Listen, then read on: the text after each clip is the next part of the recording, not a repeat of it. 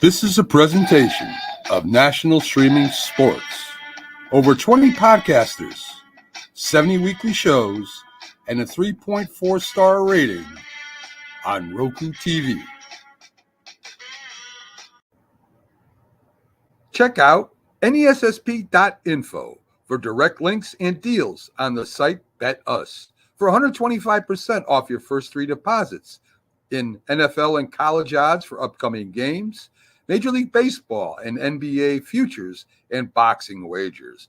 Also, check out Fanatics, sportswear for your favorite teams, and also network merchandise, retro, Northeast Streaming Sports, National Streaming Sports, Big Football, and the Mac and Jack Sports Show t-shirts.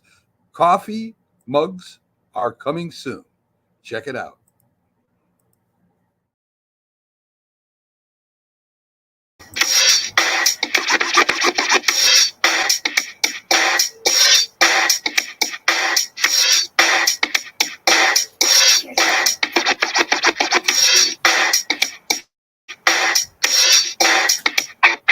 It's Wednesday, folks. How you doing today? Welcome to the National Streaming Sports Professional Sports Show. I'm your host, Mac. We'll be having our other host coming in pretty soon. Hey, Daniel, good to have you aboard right away.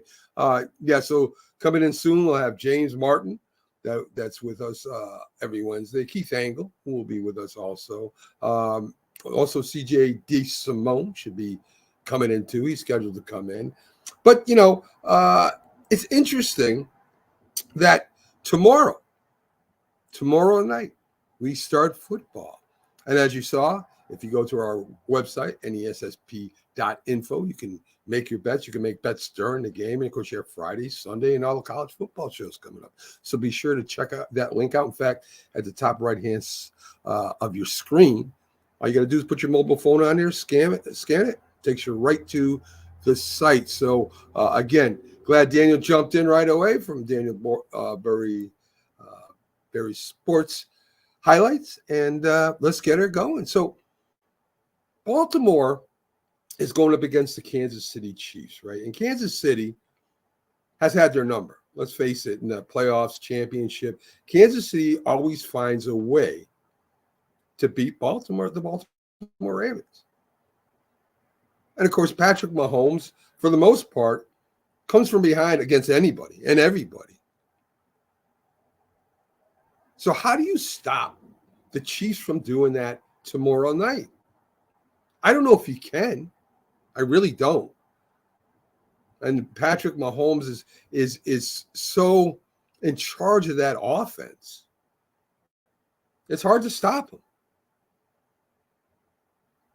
And he's got a lot of new receivers out there now that he's been working with all year. And he's been playing preseason just to get in tune with the young wide receivers. They want to go deep again. They want to be able to have that quick strike capability to put them back in the game or put them ahead. And that's really what he's been working on all preseason. Kelsey's getting older. And not that he's not still effective. He is. Kelsey's still effective. Still a great catching tight end.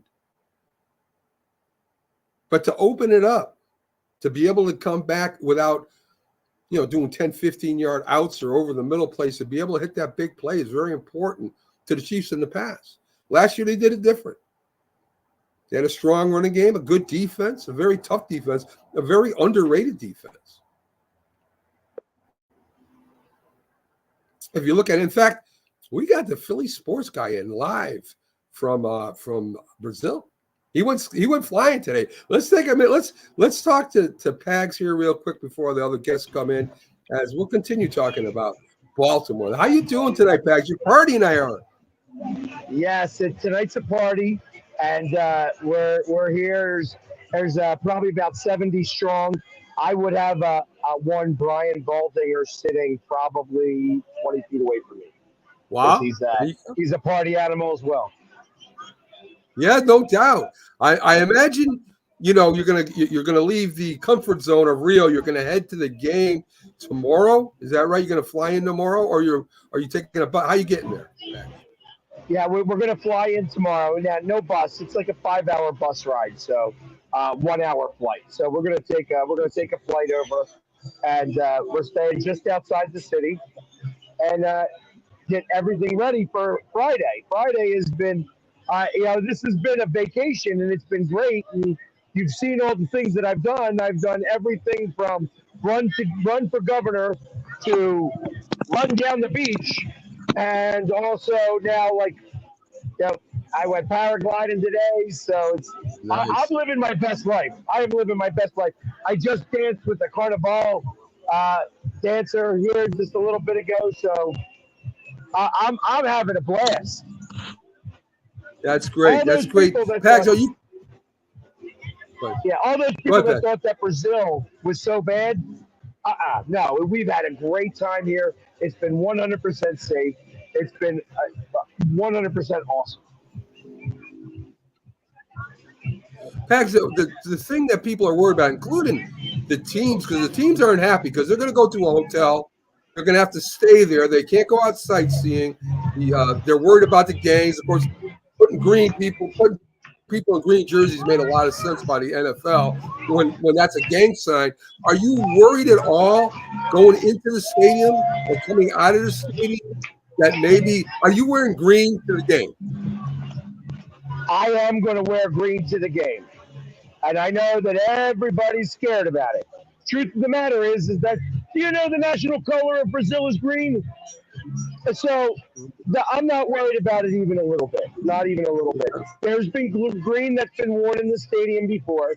They are not allowing anybody with soccer jerseys in the stadium. So Okay. if you're a fan of the Corinthians, you're not able to wear that jersey into the stadium or the opposing team as well, because they don't want any of the shenanigans that come from the soccer teams happening during this game. So, and I Okay, got to because imagine that the presence of military or the police around there is going to be very big. So I fully expect everybody's going to be safe. because I know a lot of the play. Yeah. Pags, I know a lot of the players. A lot of the players are upset because they can't leave the hotel. Like when they go to London, they could do sightseeing. When they go to Germany, they could go sightseeing. They're not allowing them to do that. They're right to the bus, right to the stadium, right back home, get ready to go. They are the NFL is doing everything they can to scare the players so that they don't go out and don't have an incident. Listen, the NFL as a whole doesn't have the best track record with players when alcohol starts to get involved and things happen. This is an area where you don't want a misstep. That's kind of what they're looking at. They don't want a misstep. And when I was in the Navy and I came here 30 years ago, on my boat, they told me the same thing. Listen, be careful out there. Like, they're going to steal your phone, they're going to steal your wallet, they're going to do all of this. That, in essence, they're telling you, make sure your head's on a swivel. Make sure you don't get into stupid situations. Pay attention to Yeah. your surroundings, and everything's going to be okay. And it's the same way. It's the same way now. This is no different than being in New York City. Okay. All right. I mean, I was in the military. I was in Korea. They said the same stuff to us. When I was down in Honduras, same stuff. I mean, all the different places we went around the world. You stay together. You don't go down no back alleys. You don't drink too much. The whole 9 yards. That's exactly what they said to us. It's not a westernized civilization. Right. So when you go like the United States is a third world country. When you go to a first or a second world country, there are certain things that are much different than where you're from. You need to just be, understanding of that this is not your home. Now, everybody Right. has seen my videos this week. They've seen me doing an Eagles chant at Christ the Redeemer. They've seen me go and run like a fool into the ocean. and it's all been applauded by the locals here. But nobody sees that back home, and they feel like that's, oh my God, you're doing so much wrong. The locals love it. They love Okay. what they're seeing. I have lots of Brazilians now doing birds chants. Right. I've heard a couple. I've heard a number of Eagles chants in Portuguese. And that's part of the fun. That's part of the fun of being here. So all right. You could live scared or you could live, and I just choose to live. Yeah. I get it. Pags, I know you got a big party to go to. We're going to push on with the show. I'm glad you stopped in. That's the only thing I haven't done was hang glide, Pags. Only thing I haven't done. All right. Well, I jumped 20. Oh. Good. That's nice, man. That's nice. And actually, I landed just down the beach from here, so it was very close. It was amazing. I wanted to hang glide. I wound up paragliding, so it's a little different, but it was such an amazing experience. Being able to see Rio from that high up and just kind of floating around, almost hitting mountains and everything, and being able to control yourself. It was such a great experience. All right, Pags. Like I said, I know you got a big party to go to. Don't get too wasted. Enjoy the game. And if you can make it on Sunday show, great. If you can't, we'll catch up to you later. You have a great night, Pags. Thank you. Yeah, I don't think I'll be on for Sunday, but because I'll be traveling that day. So okay, Pags. You guys have a good one. Luck. And I'll send my picks in. Sounds good. All right, excellent. Have a good one, Pags. Take care. Go Birds! Yeah. All right. So we got James in with us, and also we have our college football expert and NFL bettor, and this guy is out of control. Keith Angle. Out of control, all right. He has gone on more cruises, I think, than anybody in the world, and he's seen as much as countries as Pags. I think I would say Keith is up there with Pags as far as traveling down, especially into the Central America way. Anyway, Keith. Yeah, when I'm not asked to leave, I have a good time. So, all right, cool. So I was just breaking down the Baltimore Ravens, the Baltimore Ravens Kansas City Chiefs game, and of course, we're going to break down a couple of the games, and we'll have some picks coming up. That QR code on your right-hand side, you can scan. Place your bets during the game, before the game. Bet with us. Bet against us. Probably even smarter to do. But anyways, I was kind of breaking it down and talking about Patrick Mahomes. How do you really stop this guy from coming back? He's been working with his young receivers. They're trying to get explosive again. Last year, listen, they had a good running game and they got an underrated defense. They're very physical. And how does the Baltimore Ravens stop Patrick Mahomes from coming back? Or can they? I mean, it doesn't seem like any team, James, can stop Patrick Mahomes from driving down the field at the end and scoring and winning the game. I haven't seen one yet. Well, you've seen it. I mean, unless another team is repeated like the 72 Dolphins, I mean, they lost some games, so somebody stopped them. So, I mean ultimately, they've gone to the Super Bowl and won. But, I mean, there is a formula for them to lose. I would think Baltimore has a really good defense. They've always had a good defense. They have a good secondary. I think Marlon Humphreys is underrated. And I like Kansas City, their additions to the receiving core. But I think that Kelsey's getting a little bit long in the tooth. This may be a time where he may be falling off a little bit. I mean, he is in his mid-30s, and Patrick Mahomes is still Patrick Mahomes. You can't stop him, but you may be able to control him enough to win. And I think adding Derrick Henry, even though he may be, as far as running back goes, he may be a little long in the tooth as well. But I think that dimension of the running game might help them allow Lamar Jackson to do his RPO thing and do it a little bit better because they really didn't have a really good run game outside of him and maybe one other guy who I don't know who was pretty good there. I mean, as far as outside of Lamar Jackson, I don't know if there was anybody last year that was really like that stood out outside of a premier name like Derrick Henry.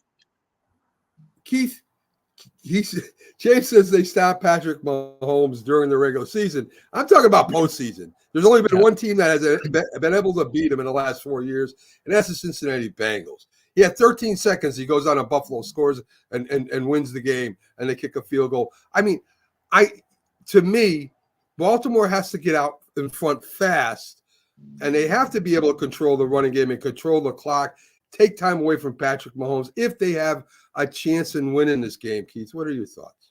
Well, there is one team that the Tampa Bay Buccaneers 4 years ago destroyed Patrick Mahomes in the Super Bowl, but they just pressured him, didn't allow him out of the pocket, and that's the way you beat Patrick Mahomes.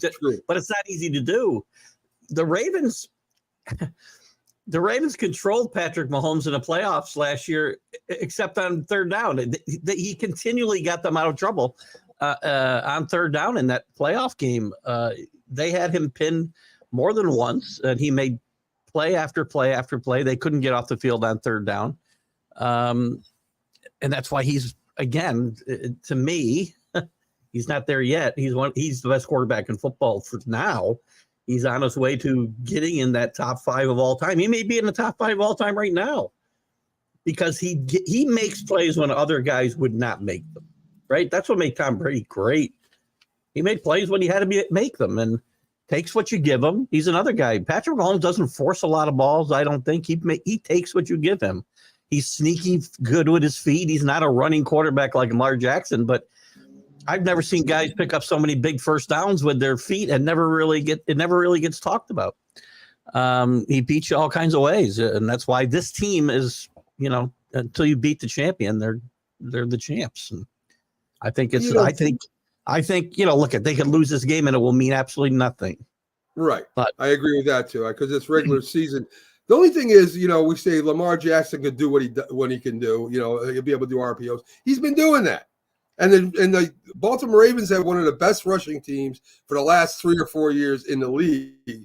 And a majority of that's because of course, of Lamar Jackson. But it's not like they don't have any running backs. And last year, it wasn't the running of Lamar Jackson. It was the passing of Lamar Jackson at the end of the game. They still had a chance of winning it.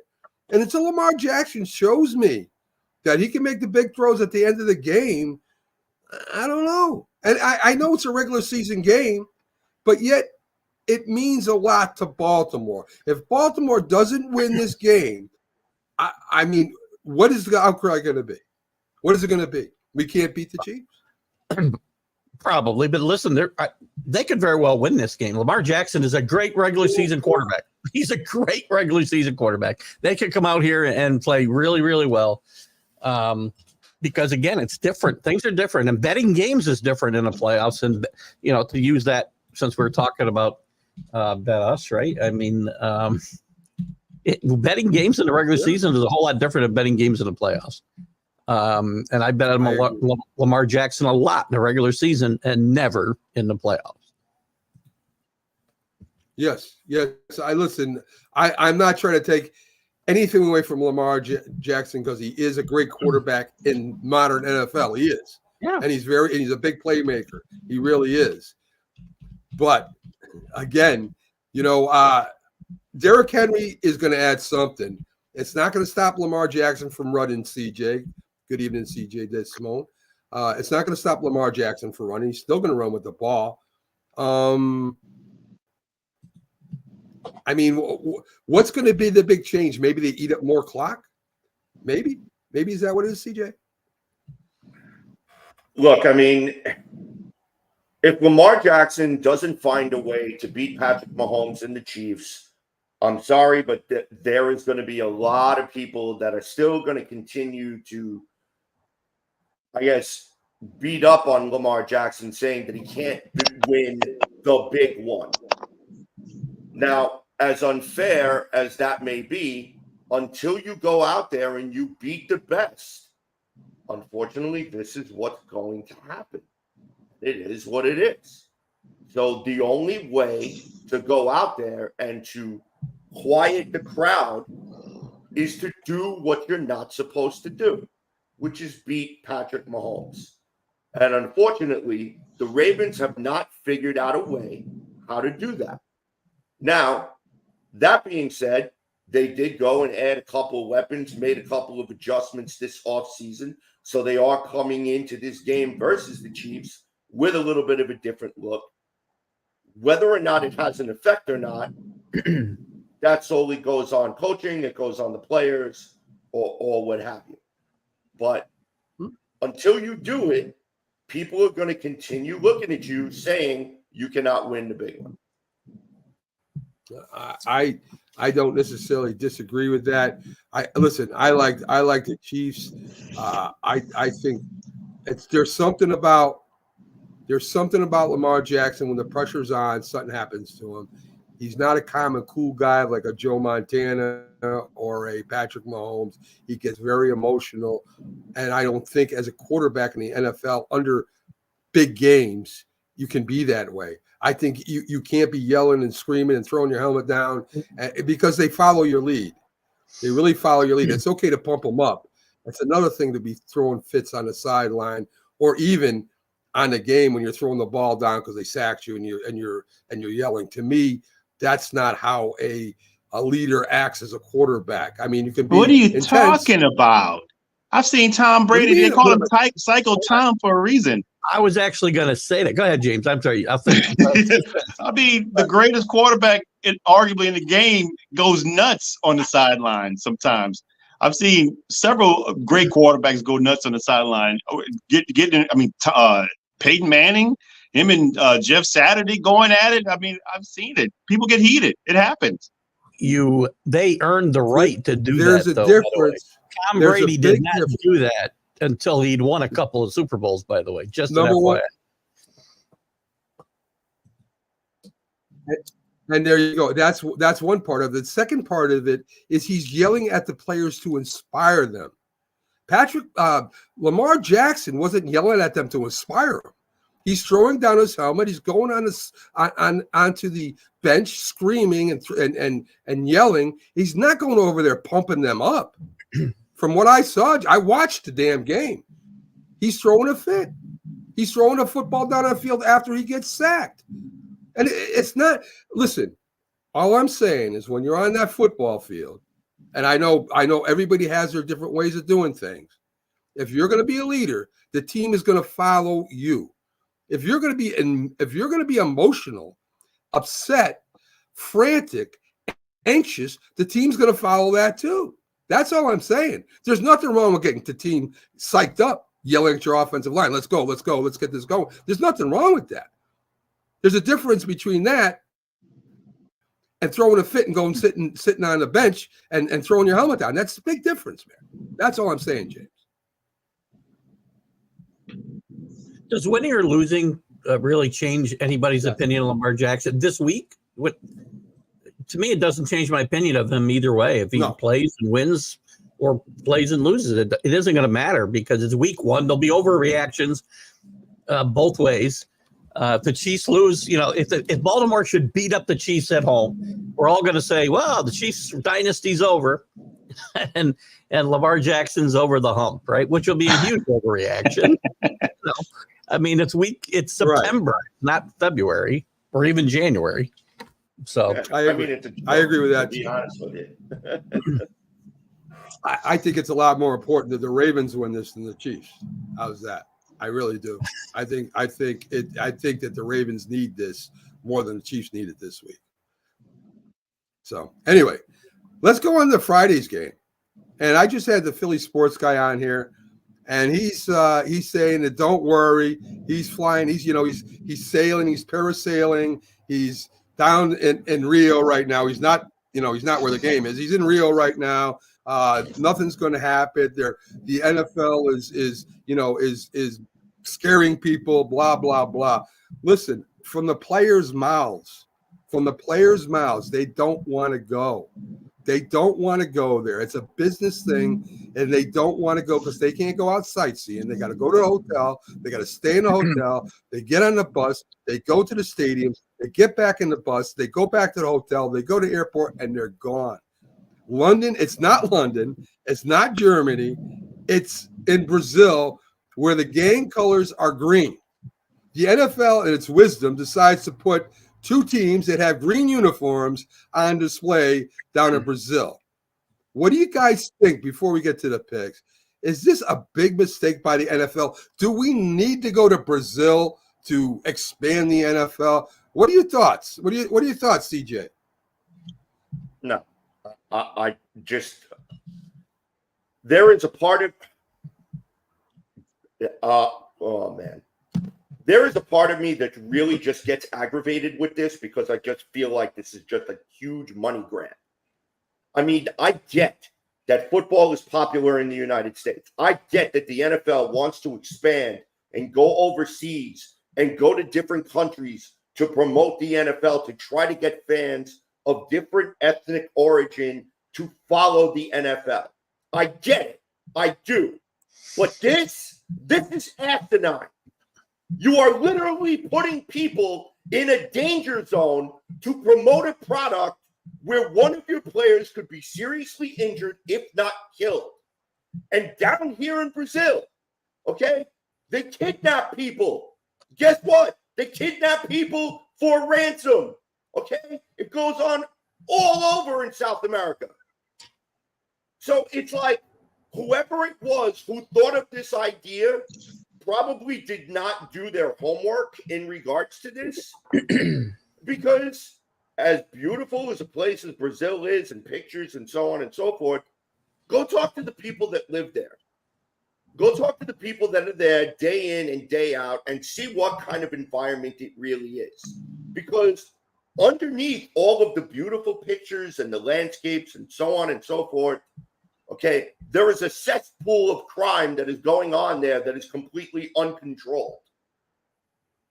So I mean, I may be in the minority on this. It's one thing to go to Europe. It really is. Why? Because back in the early 90s, we had the World League of American Football. Okay, the great experiment that flopped.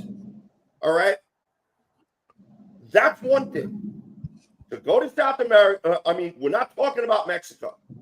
All right, it's just this to me is nothing more than a money grab. I personally feel like the risk outweighs the reward. Because as a business, okay, put it this way. The NFL is a business, gentlemen, correct? All right, so let's all say we all work for the same business, okay? And let's say our CEO says, hey, Mac, we're going to send you on a business trip to Rio to go talk to this person or this person. Or Keith, we're going to send you to Panama to go talk to this person and this person. Or James, we're going to send you, you know what? We're going to send you to Argentina to go talk to this person and this person. Okay? So the company's going to finance it. Am I going to get protection? What happens if something happens to me? What happens if something happens to one of you guys there? What if James goes to Argentina and he gets kidnapped?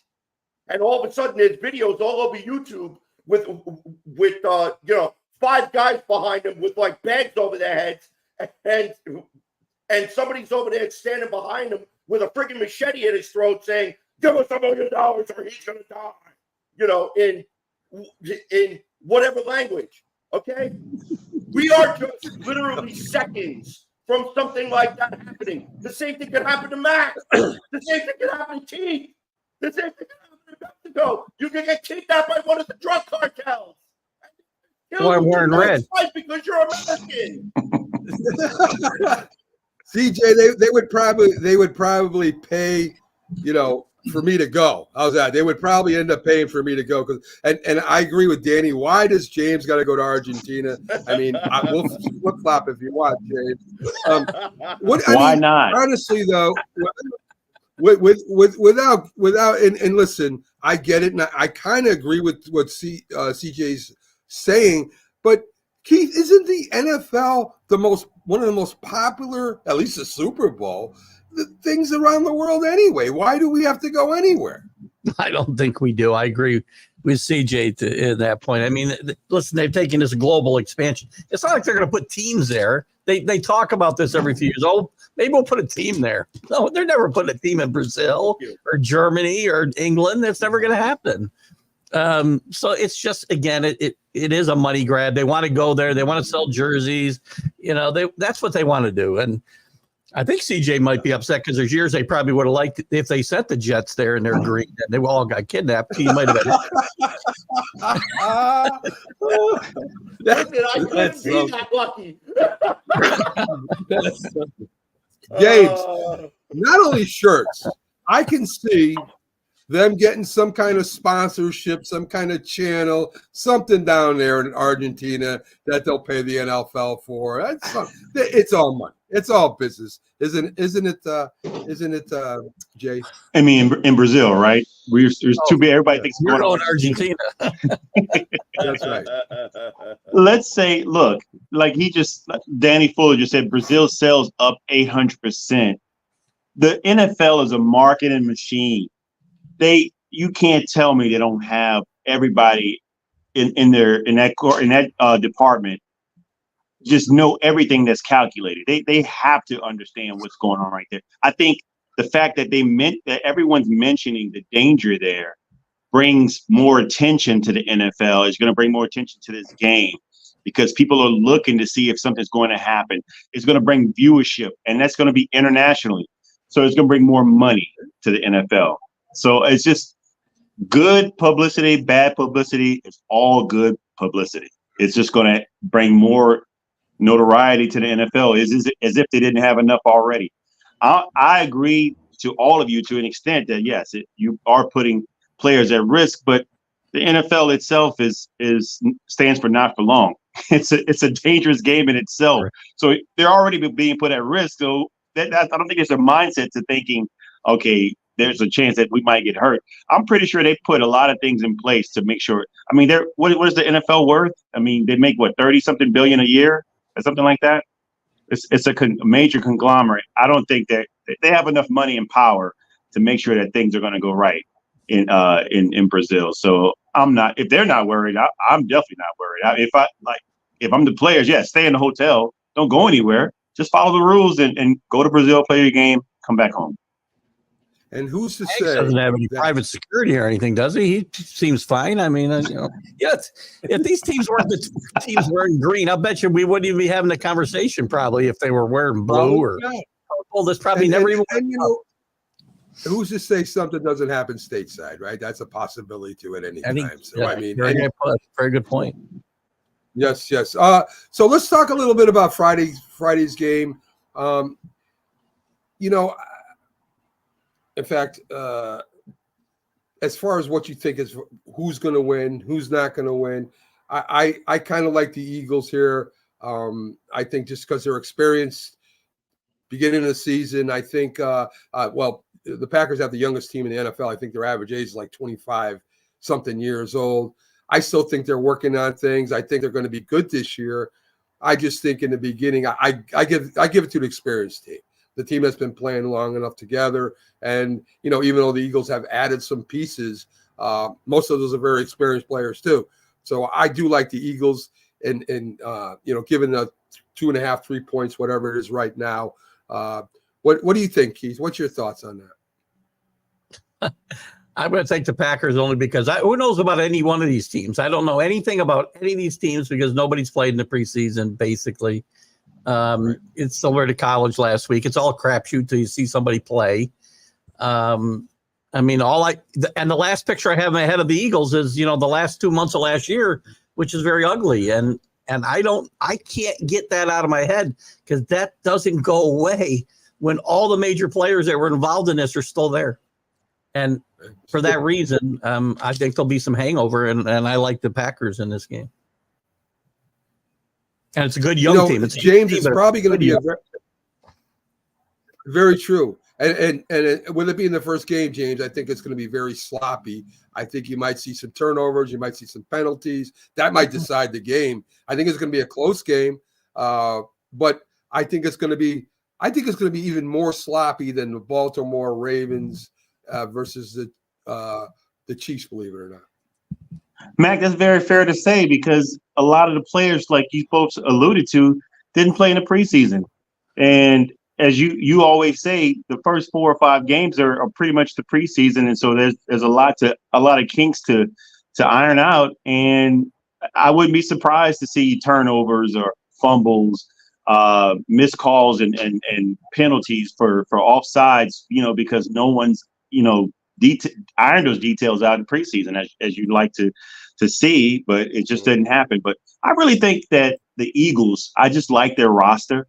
And I really, regardless of the problems they had at the previous season, last season, I really think they're going to come together. It's going to take time, but I can see the Eagles winning this one due to their experience, as you said. I take the -2.5 as well. They are a very talented team. I will not deny that, by the way. Very talented team, for sure. DJ, I would think by the roster alone that you would give the Eagles defense would be a little bit better than the Packers defense, right? Just by last year, I would think the Eagles are a little bit more better on defense. Saquon Barkley versus Jacobs, I think that might be even. The wide receivers, I think you would give the edge to the Eagles just because of A.J. Brown. And in fact, they picked up another receiver. But it all, as Keith said, I mean, it all depends. Are they going to work together well as a team? This should be a very interesting litmus test, but I think not really for the Eagles. I think more for the Packers. And I'm very curious to see how Jordan Love comes out and performs, especially against a tough defense like the Eagles. Now, that being said, I feel like a lot of people are overlooking the Packers in this case. And I really don't think that the Packers are a team that can be overlooked anymore. So I definitely expect a very good competitive game. And I think that, believe it or not, if the Eagles can't find a way to work out the kinks, I think the Packers could actually catch the Eagles napping. This is a very, very this is such a wide open game where, I mean, I don't even think the 2 points is enough. I would drop this to a pick 'em personally if it was me. But I'm going to go out on a limb and I'm going to say the Packers pull off the upset. Okay. Listen, that's fair. That's fair. I mean, I know it's going to be very close, and anything can happen, of course, in the first game. Again, they're not at full strength, and the Eagles, when they are at full strength, is normally in the beginning of the year, as we saw last year, and the Packers are normally at full strength at the end of the year, if you're going to use last year as a gauge. So, Keith, let's talk a little college here. USC, I think, shocked a lot of people because of their defense and their running game. I mean, poor James. If you look at LSU, and I am so glad James. It's not that I don't like LSU. I hate their head coach. I'm sorry. I hate Kelly.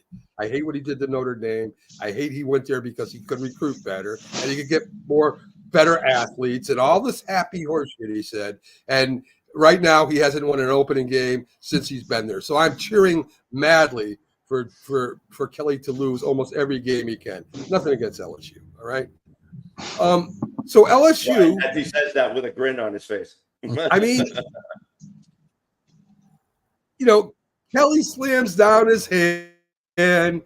They were celebrating on the sidelines before the game was over. A sloppy play. And I'm looking at the guy and I'm saying, whose fault? Why are you talking about the players? Why can't you say you don't have control over the LSU players? Why don't you look back at yourself, be honest with yourself, and say you can't handle having a big school like that to control? Why don't you just be honest about it, Keith? Moss goes 27 for 36, 378 yards. The running game, I mean, they just tore LSU's defense up, which LSU normally you can't run that good against, right? I mean, it was beautiful to me. I loved it, Sergeant. I loved every second of it. What do you think, Keith? This has become, Brian Kelly's MO here. They can't win his opening game. They seem to have a big flop the last 4 years he's had it, both at Notre Dame and at LSU. And not that this game's going to matter come the end of the season. if they had the type of season they're capable of having, it could be this game won't mean anything, and it could be USC's not that as good as we saw the other night. But what really impressed me was USC's defense played very well, I think, against a LSU offense that, yeah, they're replacing a Heisman Trophy winner, but they have a pretty good quarterback back there. I thought USC played very well. Brian Kelly, that's Brian Kelly. I think he's a good football coach. I think, but you're right. He should say, to me, everything he talked about in that press conference was the coach's issues. If your players are celebrating on the sideline and you don't have them under control, decision or issue. If you're playing sloppy, that's a coaching issue. If you think you got the game in the bag and you don't, they had the game they were in control of that game in the fourth quarter, and they should have won that game. Oh, maybe even by more than by a couple of touchdowns, I think. Well, at least, oh my God, Keith, at least at the end of the game. Let me tell you, I was not in a good mood prior to that, and then just watch that game, and to watch 2nd and 8 with 1 minute and 48 seconds left, you throw the ball. That's not even logical football. I don't understand that, because they only have one timeout left. You run the ball is third at minimum is 3rd and 8, 3rd and 9. Yep. In college, they give you what, 40 seconds? 40. Yep. They give you 40 seconds. What are you doing? You just gave them 2 timeouts. At that point, I knew the game was over. By the way, the players didn't make that call either. So, come on. That's on the coach. Yes. Right. He's got it. And I like Brian Kelly, but go up there and take responsibility for why you lost the game. And it was, to me, it's all on the coaches. All of it. Yes. Yes. Yes. CJ, how about you? I mean, who's your favorite college football team? Is it up here in New York area?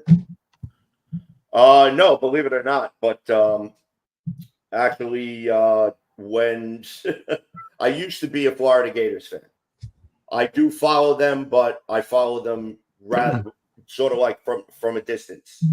But honestly, I don't have a football team. I'm a graduate of St. John's University that used to have a football team that played in the Liberty Conference, which I think was like all of 6 teams. So they were never good enough at Division I football. So my alma mater was basically irrelevant when it came to football. So as far as college is concerned, I'm just starting to just be a little bit more entertained, because I kind of look at it as more of the the NFL minor leagues than anything. Well, I mean, it definitely is. That's for sure. You definitely could call it that, and you'd be 100% right. I got 3 games, Keith, I want you guys' opinion on. And, of course, as I told you before, we got that QR code up there. And, we'll go to our expert first, who predicted USC to win a big time there. And we'll see what he's got to say on these 3 games. Appalachian State versus Clemson. Appalachian State getting 17 points, Keith. Can the big school slayer at least keep this game close against Clemson? Will Clemson have a hangover for last week, or they come out and they just go crazy? This game's at Clemson. I can't believe Clemson's as bad as they looked last week. I mean, they were outclassed in every aspect of the game. They look less athletic. Dabo Sweeney's got some pressure on him just because of his approach to building a team is not keeping up with today's realities. Appalachian State's beat some big time division. Well, they are Division I now. Even when they were 1AA, they were beating 1A teams. So I'll give them a fighting chance. What was the spread in this game? 17 points, Keith. A lot of points. I know it's tough. Clemson's going to win this game, but I would take the points in the Appalachian State here. Okay. Clemson will win, and I'll get to you at 3 on all 3 picks here. Ole Miss is a new powerhouse. They're using the portal right. They're giving up 40 points to Middle Tennessee, Keith. Should it be 60? I fell for that trap taking 39.5 with Temple against Oklahoma last week. Mississippi won by 70. I believe they won 70 or 76 to nothing last week. Yes, Lane Kiffin's not afraid to keep the gas, the gas to the floor, the pedal to the floor. I'll lay the 40 in this game because they are loaded. And by the way, style points matter. Style points are going to matter. It's for a lot of these teams that aren't going to win the conferences and they're going to be looking for large bids. These style points will matter. So I think they'll absolutely cover that 40. All right, and the last one is Alabama minus 31 against Southern Florida. Southern Florida has had some good teams in the past, Keith. They've come in, they've competed really well. In fact, they've won their division a couple times, if I'm not mistaken. Are they that good this year? South Florida gave Alabama all they could handle last year, and it kind of woke up that Nick Saban's last Alabama team. They were pretty good from that point on. Again, these games with these big spreads are going to be important to Kalen DeBoer in his first year here at Alabama before he gets into the heart of that SEC schedule. Let's say Alabama wins this game and covers the spread. Wow, interesting. I'll have Milroe, the quarterback Milroe is built for Kalen DeBoer's offense. He's going to be better than he ever was under Nick Saban. Not because DeBoer's a better coach, just this system fits Milroe perfectly. I think they'll win by a lot. Well, I'll have 3 more games for you on Friday. Of course, the big one I'll have for you on Friday, and we all know what the big game is going to be on Saturday, the biggest game of on the Saturday schedule. Anyway, James, any different thoughts here? I mean, as Keith said, and I love Appalachian State because they're a very competitive game. They'll play anybody tough. They might beat you with a field goal late if you're not awake. And to me, Clemson, I mean, listen, Clemson is doing it all wrong. If Clemson gets upset, I don't know what's going to happen over there with their head coach. I have good feeling about Appalachian State here with those points. I don't think Appalachian State is going to win the game. I think Clemson's going to bounce back and win that game, but I don't give them the points. I think the game is going to be a little closer than people think. I think it'll be a little closer, but I can't say Clemson's gonna lose that one, man. All right, so no upset there, but they don't cover. You're gonna take the points, okay? And are you with Keith about with Ole Miss? Ole Miss is just a powerhouse this year. I mean, I think Ole Miss is definitely gonna cover that for sure. How about your thoughts on South Florida? Can they? This is where I have to disagree with Keith. I don't know. 31 is a lot, man. For South Florida. We'll see. I don't think they're going to cover, but I think that Alabama's going to win that game for sure. Yeah. All right. I don't think they're going to cover 31. So, CJ, I know you're looking at the college football as a minor league. So I'm going to first go with this comment to you. I don't know if you saw the interview with Stephen A. Smith and Tom Brady. And no, Tom Brady has books and binders of every game from every year that he played since he was in football with the game plan and the notes and the preparation. It's all there. He can go back and look at it anytime he wants. Tom Brady came out and said, hey, listen, the problem starting a rookie quarterback, and most from his generation, around that generation, didn't start opening game.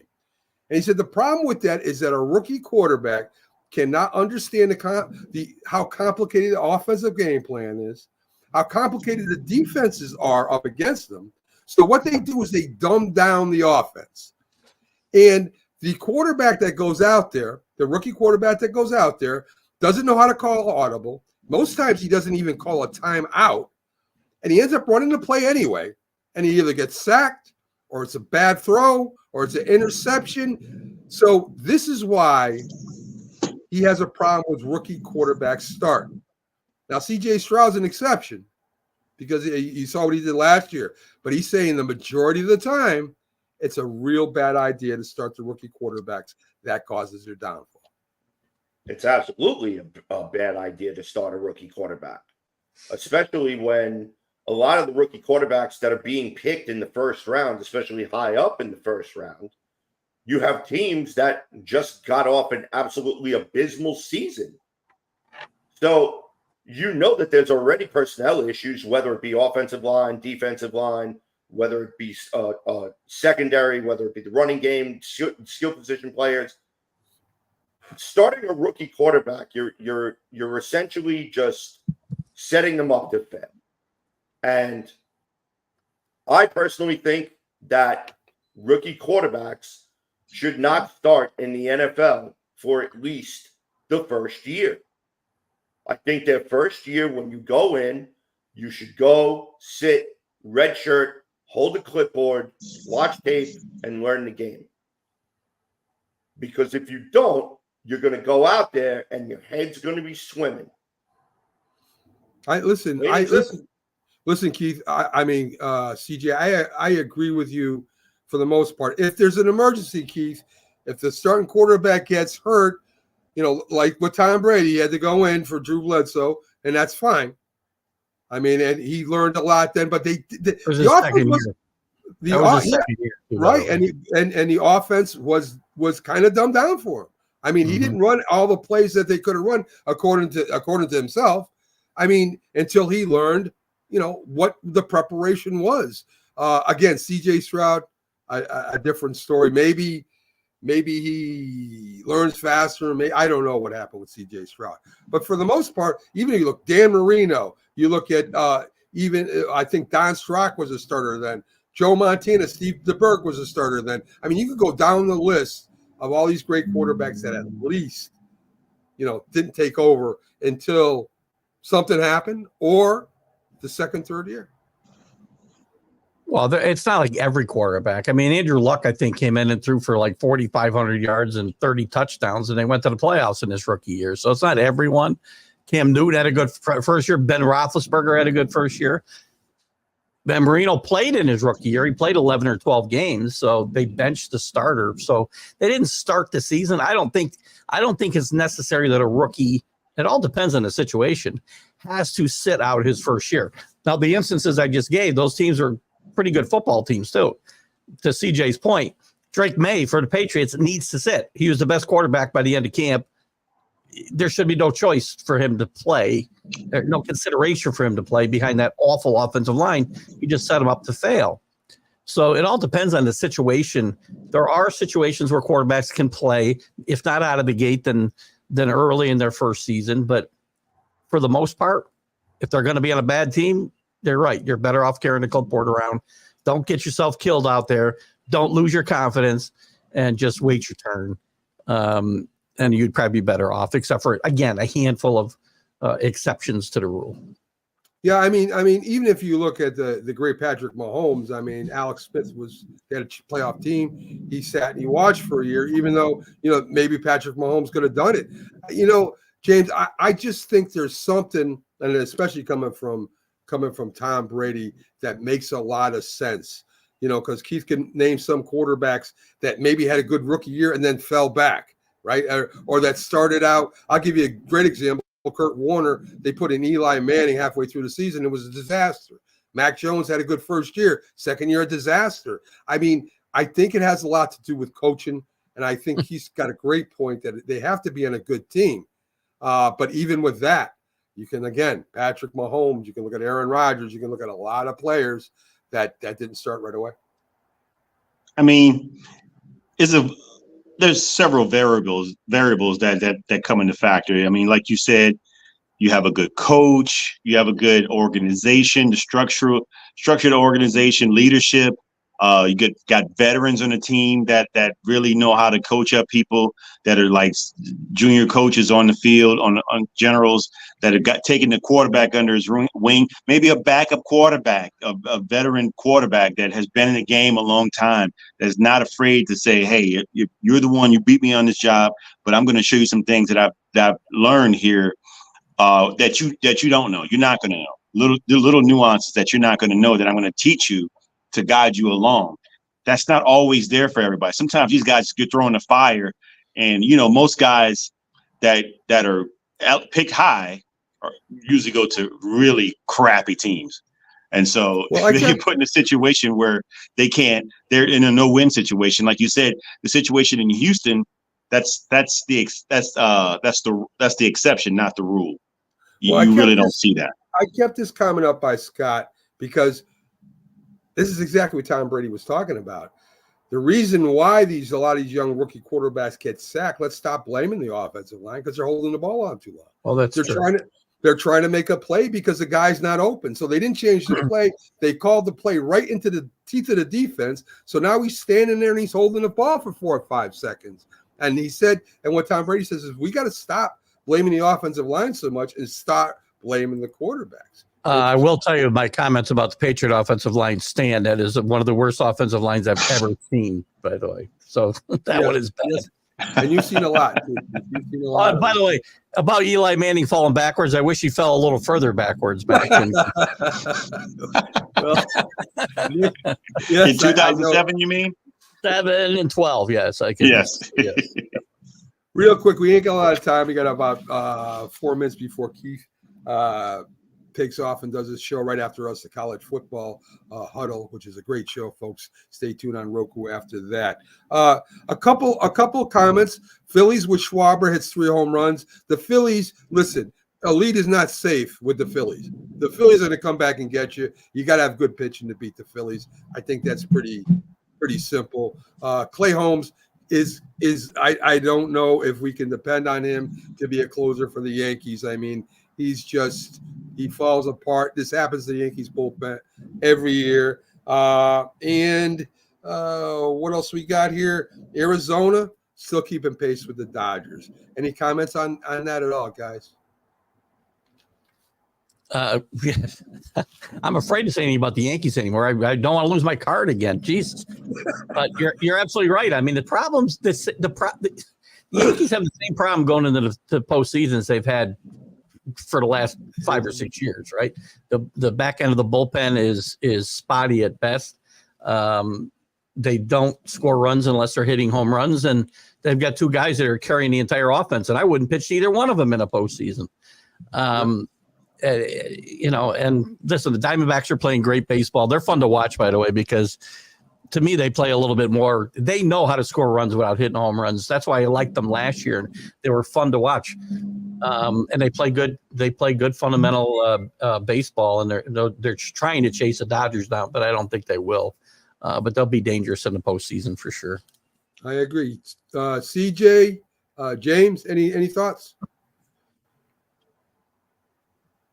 No. All right. Good. That was simple. Folks, of course. Keith said it all. Of course.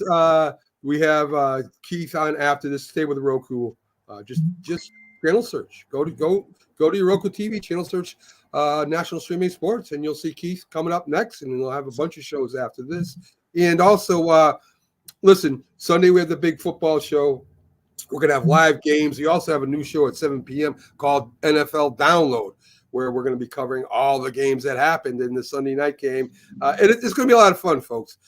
So we're going to give you the best shows we can at the most times we can, all day, all night, every day, 24/7. I want to thank everybody for tuning in today. Thanks for all the comments. Thanks for all the views. Everyone have a great Wednesday night. And remember, stay with Roku.